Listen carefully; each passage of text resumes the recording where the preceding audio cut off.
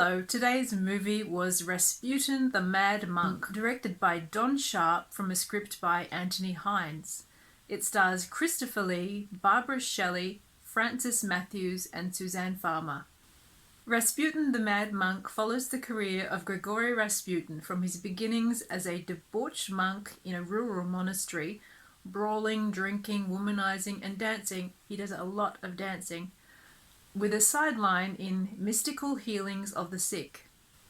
He travels to St. Petersburg where he schemes and manipulates his way up the social ladder, seducing the lady-in-waiting of the Tsarina as a means of ultimately gaining access to the Tsarina and the royal court with all the power and privilege that entails. However, the enemies he accumulates along the way with his psychopathic behavior all come together to plot his ultimate violent downfall. Rasputin the Mad Monk is a film that I'd tried to watch before and kind of lost interest in, so I thought I should give it another chance to see how I felt about it on a proper viewing. But I'm afraid at the end of this viewing I still felt kind of ambivalent about it. Is it a horror film? Is it a historical drama? Is it both?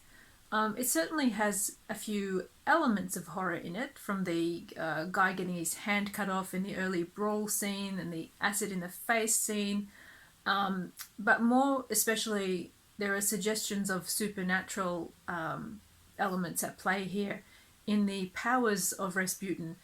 He has the power to hypnotize, but also it seems at one point he has the power to influence someone from afar. Yet the film takes these interesting suggestions of horror or supernatural elements, doesn't really go anywhere with them. The obvious parallel here is to a figure like Svengali as another, powerful and evil mesmerist.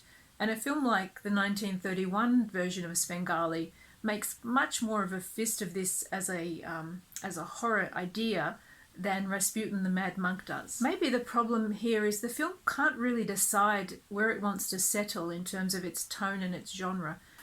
As a historical drama, I felt that it lacked the high-stakes context of Rasputin's role in the downfall of the Romanov family. And as a horror film, it just lacked horror. And there was altogether too much dancing. So what is good about Rasputin the Mad Monk? Well, as a Hammer film, it has a great asset in it's got the Hammer lush style and that great design that really made Hammer films so distinctive and memorable. But of course, Rasputin the Mad Monk's main asset is Christopher Lee. And Christopher Lee really brings so much excitement and energy to a film that is, unfortunately, to my way of looking at things, lacking in excitement. It is great to see him in a non-horror vehicle, and you can tell he's relishing it. He's really giving his all to this role. One very interesting thing that I thought he brought out in the character of Rasputin was in some of the earlier scenes with the Barbara Shelley lady-in-waiting character. There is very much a suggestion of a kind of BDSM element, a sort of sexual dominance and submission suggestion that was coming through. And I found this very surprising in a film of this period, and I felt it was a bit of a shame they couldn't really do anything more with that. I guess, given the mores of the time, the codes of what could be shown on screen, they probably couldn't push it any further, but I thought that was a very interesting aspect of the character that he brought out. Another highlight of the film for me was Barbara Shelley. She is really superb as the lady-in-waiting seduced by Rasputin, and she brings such great strength and maturity to this role.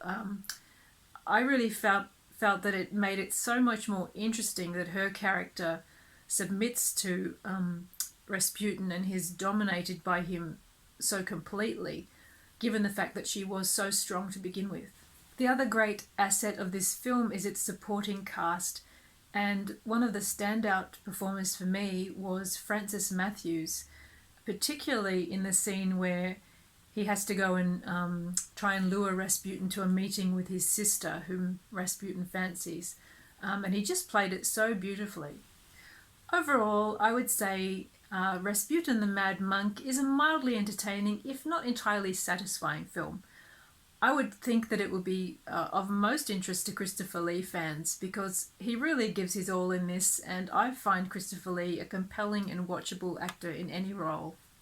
In some ways, Rasputin the Mad Monk feels like a missed opportunity, but I guess Hammer was constrained somewhat by what they could show on screen at the time, and I understand there were also legal problems surrounding this film, as Rasputin's assassin was still alive at this point. I saw this film as more a curiosity from Hammer than a high point of their output, but nevertheless it was still interesting in parts. Thank you so much for watching, and I hope I'll see you next time. Bye.